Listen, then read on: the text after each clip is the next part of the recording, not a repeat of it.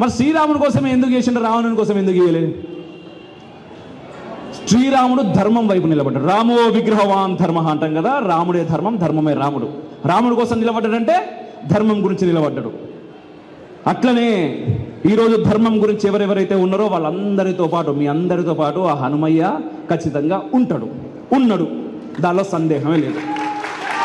అయితే ఒక చిన్న విషయం మీతో చెప్పి ముగిస్తానా. మొన్న రీసెంట్గా చేరియాల అనేటువంటి ఒక గ్రామంలో ఛత్రపతి శివాజీ మహారాజ్ జయంతి సందర్భంగా ఆ రోజు నన్ను ఇన్వైట్ చేశారు. మనం పోయినాం ఉట్టిగా మాట్లాడుతున్నప్పుడు వాళ్ళందరి ముందు ఒక ప్రపోజల్ పెట్టినా నేను. ఏంటిదంటే అంటే మనందరం ఒక కుటుంబం అన్న. ధర్మవీరులందరూ కూడా ఒక కుటుంబం. ధర్మం గురించి ఏమొచ్చినా సరే మేము ముందుకు పోతామని చెప్పేసి వస్తూ ఉంటారు.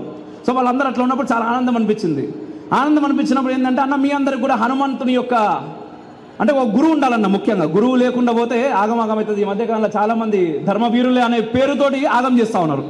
ఎందుకంటే గురువు లేకుండా పోతున్నారు కాబట్టి. సో మన అందరికీ హనుమయ్య గురువు, ఆయనను మనం గురువుగా తీసుకోవాలి. ఎందుకంటే హనుమాన్ చాలీసాలు ఉంటుందన్న. ఫస్ట్ శ్రీ గురు చరణ సరోజ రజ నిజ మన ముకుర సుధారి భరనో రఘువర విమలేశ జోధాయక ఫలచారి. ఆయన గురువు, ఆయనకు మించిన గురువు ఇంకెవరు లేరు మనకు.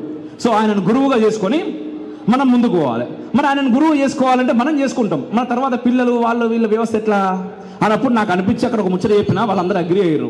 ఈ శ్రీరామనవమికి కొబ్బరికాయ కూడా కొడుతున్నారు. ఏందయ్యా అంటే, అన్నా మనం రోజుకు 5 నుంచి 6 సార్లు మనం వినకూడదు అనుకున్నా కూడా కొన్ని వినాల్సి వస్తూ ఉన్నది కదా. రోజుకు ఒకసారి ఊరు మొత్తం హనుమాన్ చాలీసా వినిపిరన్నా. దానికోసం ఒక 40 నుంచి 50 ఫీట్ల రాడ్ పెట్టి దాని మీద ఒక 10 మైకులు పెట్టి దాని మీద కాషాయ ధ్వజం పెట్టి జెండా పెట్టుర్రి అని చెప్పిన. వెంటనే కింద కూర్చున్న అందరు లేచి మేము చూపిస్తాం, మేము పెడతామని చెప్పేసి నిలబడ్డారు, పైసలు ఇచ్చిర్రు. మన తరపున మనం కూడా ఒక అంతో గింతో అయిన దాంట్లో మేము ఇస్తామని చెప్పినాము. ఈ శ్రీరామనవమికి కొబ్బరికాయ కొడుతున్నారన్న. ఆనందం అనిపించింది. ఆనందమైన ముచ్చట మీ అందరితో పంచుకోవాలని ఉన్నదన్న. ఎందుకంటే రేపన్నాడు మన దగ్గర నుంచి కూడా బరాబర్ వస్తాయన్న, ఇటువంటి అన్ని రావాలన్న. ఎందుకంటే ధర్మం నిలబడాలి కదన్నా.